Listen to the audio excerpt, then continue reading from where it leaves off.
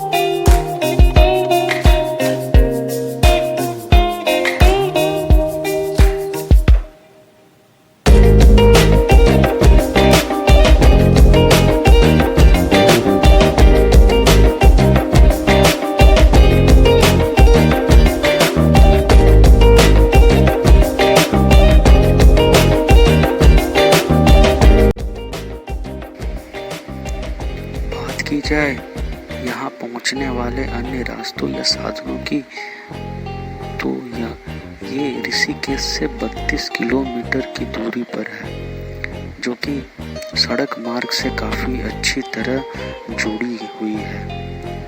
आप यहाँ से टैक्सी हायर करके भी पहुँच सकते हैं, जो कि राम झूला से मिलती है। इसकी सबसे नज़दीकी जो रेलवे स्टेशन है वो है ऋषिकेश रेलवे स्टेशन, जो कि 32 किलोमीटर की दूरी पर है। अब बाई फ्लाइट आना चाहें तो सबसे नज़दीकी जो एयरपोर्ट है वो है जॉली ग्रांट एयरपोर्ट देहरादून, जो कि 49 किलोमीटर की दूरी पर है। तो आप की जैसी भी सुविधा हो आप वैसे यहाँ पहुँच सकते हैं। और बात करें इस मंदिर की विशेषता की, तो इस मंदिर की निकासी देखते ही बनती है। यहाँ जो अद्भुत कारीगरी की गई है वो बहुत ही जबरदस्त और बहुत ही सुंदर दिखती है। अत्यंत मनोहरी मंदिर शिखर के तल पर समुद्र मंथन के दृश्य को चित्रित किया गया और गर्भगृह के प्रवेश द्वार पर एक विशाल पेंटिंग में भगवान शिव को विष पीते हुए भी दिखलाया गया है। सामने की पहाड़ी पर शिव की पत्नी पार्वती जी का मंदिर भी है।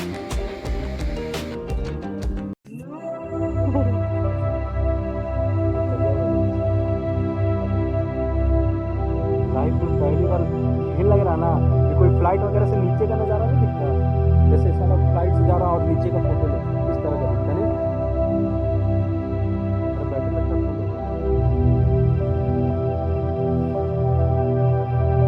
और दुनिया भर का टेंशन हो यहाँ पे आके बैठ जाता है।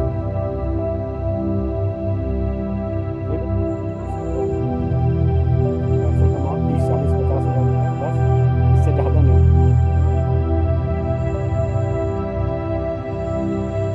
वालों के लिए सब के लिए टाइम नहीं है, इसके पास सारा करोड़ों का अगर कहीं भी जाता है। लेकिन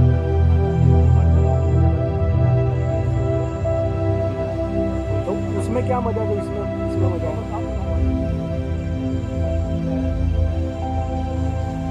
ऐसे समझ लो।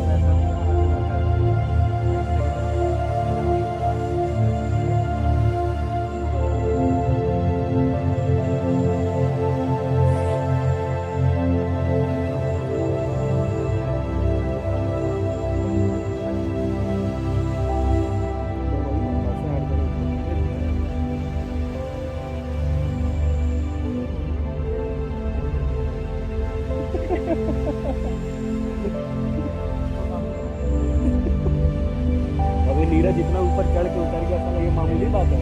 ये Guinness book of world record में लिखाना चाहिए। चल लिया, मुझे नहीं लगा था कि चल जाएगा।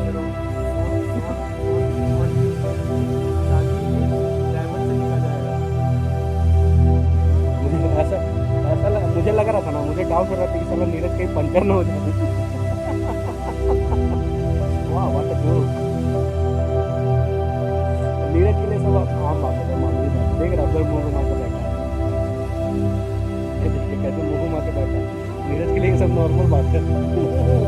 ये डूड, नीरज डूड, जरा वो दिखाना नहीं इधर।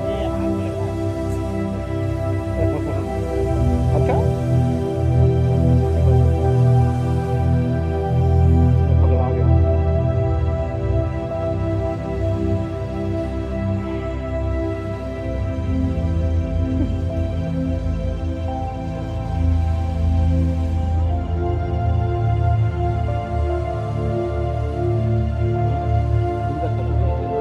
जैसे ही आप ऋषिकेश से नीलकंठ के लिए निकलते हैं तो आपको कई सारी वाटरफॉल्स दिख जाती हैं। उनमें से एक है नीरगढ़ वाटरफॉल्स, जो कि काफ़ी फेमस है। से आधे से 1 घंटे की चढ़ाई करके, जो कि घने जंगलों और काफ़ी खड़ी चढ़ाई से होकर गुजरती है, वहाँ पहुँच सकते हैं। लेकिन यकीन मानिए, पहुँचने के बाद आपको काफ़ी सुकून और काफ़ी अच्छा महसूस होगा।